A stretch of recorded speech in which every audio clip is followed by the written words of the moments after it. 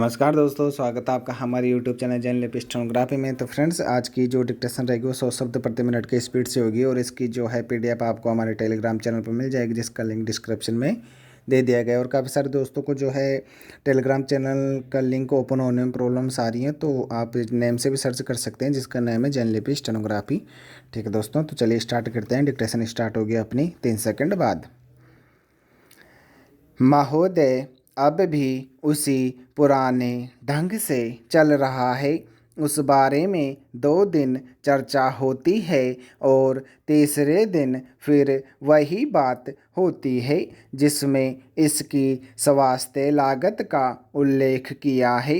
पर्यावरण प्रदूषण के कारण 40,000 असामयिक मौतें होती है और अस्पतालों में श्वसन संबंधी बीमारियों के कारण 170 लाख लोग अस्पताल में भर्ती होते हैं। दिल्ली के आसपास बनी झुग्गियों से इतना अधिक प्रदूषण होता है कि बच्चों को अस्थमा हो जाता है और उन्हें अस्पताल जाना पड़ता है। अतः यदि आप रोकथाम संबंधी उपाय करें तथा उचित नियोजन करें तो 170 लाख रोगियों को अस्पताल नहीं जाना पड़े। इसी तरह देश में 1.2 बिलियन कार्य दिवसों की हानि पर्यावरणीय प्रदूषण के कारण अस्वस्थता से होती है और इनमें से 40% मौतें केवल दिल्ली, कोलकाता तथा मुंबई में होती है। दिल्ली का इसमें 19% हिस्सा है। आप अनुमान लगा सकते हैं कि यह समस्या कितनी बड़ी है, कितनी विकट है और इसके कितने बुरे प्रभाव हैं, किंतु इस बारे में कोई विचार नहीं कर रहा है। मैं स्वयं दिल्ली विकास प्राधिकरण में रहा हूँ। मैंने सेवानिवृत्त होने वाले सरकारी कर्मचारियों के लिए एक योजना तैयार की थी। जो सरकारी कर्मचारी 5 वर्ष के भीतर सेवानिवृत्त हो रहे हैं, वे सेवानिवृत्ति से ठीक पहले अपना पंजीकरण करवा सकते हैं, ताकि जिस समय तक उन्हें सरकारी मकान खाली करना पड़े, डीडीए तब तक उनको फ्लैट्स प्रदान कर सकें। इसके परिणाम स्वरूप उनके बच्चों की शिक्षा में व्यवधान नहीं पड़ेगा। मंत्रालय को सूचनाएं जारी करनी होती है और इसके कारण इतनी अधिक समस्याएं उत्पन्न होती है। इस योजना को अलग रख दिया गया है।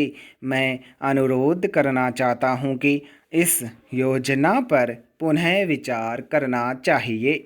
यह मंत्रालय के लिए भी लाभदायक होगी, क्योंकि वे मकान शीघ्र ही खाली कर देंगे और न्यायालयों में जाने जैसी समस्याओं का सामना नहीं करना पड़ेगा।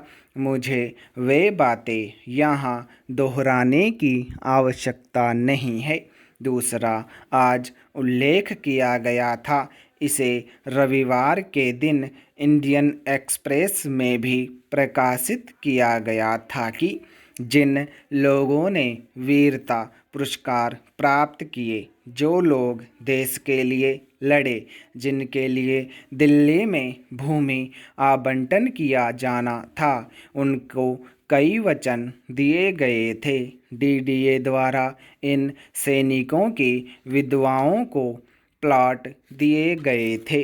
पैरा महोदय, मैंने परमाणु परीक्षण पर अपने शुरुआती लेख में लिखा था कि दूर थानेदार चाहे घर का ही क्यों न हो, सहायक सिद्ध नहीं हो सकता। यद्यपि उस समय कुछ बुद्धिजीवियों को यह बात अटपटी लगी होगी, लेकिन जेनेवा में हाल ही में संपन्न हुए 5 परमाणु परीक्षण सर्वोच्च देशों की बैठक का नतीजा मेरी उस बात की पुष्टि करता है।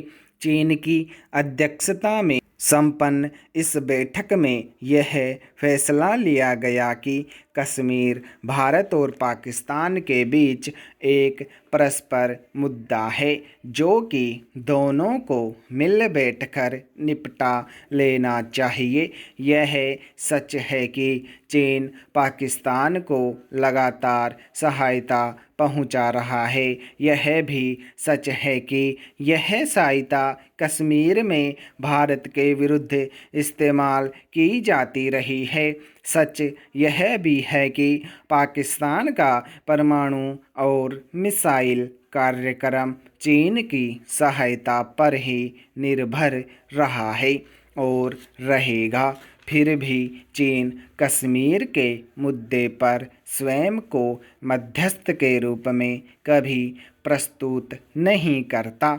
पाठक सोच रहे होंगे कि आखिर यह कैसी पहेली बुझाई जा रही है, यानी यह कैसा विरोधाभास है। इस पहेली को सुलझाने के लिए यह समझना होगा कि आखिर अमेरिका कश्मीर को लेकर इतना बेचैन क्यों है। पाकिस्तान के अलावा दुनिया का कोई देश यह नहीं कह सकता कि अमेरिका कश्मीर में मानवाधिकारों को लेकर चिंतित है। ब्रिटेन इतिहास में बहुत रुचि रखता है और इतिहास में यदि कोई परिवर्तन दिखाई पड़ता है तो ब्रिटेन का गौरव उसमें आड़े आ जाता है। अतः कोई भी जमींदार यह नहीं चाहता कि उसकी ज़मीन से सटी हुई ज़मीन पर कोई दूरदराज का जमींदार दखल दे। स्पष्ट है, चीन कभी नहीं चाहेगा कि कश्मीर के मुद्दे पर अमेरिका, स्पेन, ऑस्ट्रेलिया, कनाडा व अन्य कोई देश मध्यस्थता करे। यदि इतना दूरदराज का कोई देश कश्मीर में कोई हस्तक्षेप करता है तो यह भारत के पड़ोसी देश को भी प्रभावित कर सकता है। चीन इस बात को जानता है। फ्रांस और जर्मनी को इसलिए शामिल नहीं किया गया कि कश्मीर के मुद्दे पर उनकी कोई रुचि नहीं है और ये दोनों देश कश्मीर को भारत पाकिस्तान का परस्पर मुद्दा मानते रहे हैं। चूँकि संयुक्त राष्ट्र के 5 स्थायी सदस्यों में से 3 इस मुद्दे पर एकमत है, इसलिए अमेरिका को भी कश्मीर के मुद्दे पर मध्यस्थता का लालच छोड़ना पड़ेगा। ठीक है दोस्तों, इसमें जो है स्पीड ऊपर नीचे होती रहती है। तो ठीक है दोस्तों, आपको इसको जो है अभ्यास अच्छे से करना है। इसमें थोड़ी सी स्पीड ऊपर नीचे हुई है।